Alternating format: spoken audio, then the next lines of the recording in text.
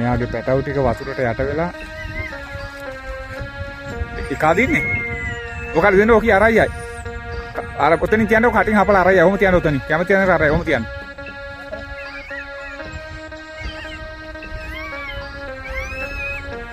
එයා කැමති යන අරයයි. බොහොම වතුරට ගිහිලා වගේ නේ. එයා අරයි යන උඩට එයා කැමති යන ගිහින් තියාගනි ආරක්ෂා තැනකට. බලන්න.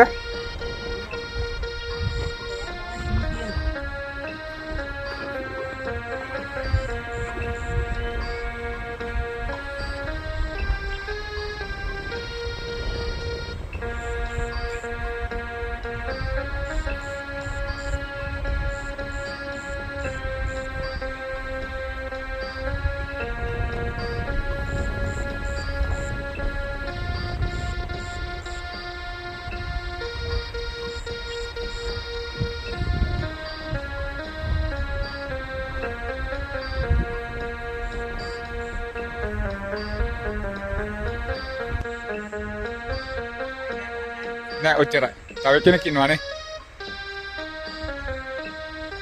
අපි හිතුවේ මේ අඩි 5ක් වතුර වැඩි වෙයි කියලා එක රැයට. පිස්සු හැදෙනවනේ.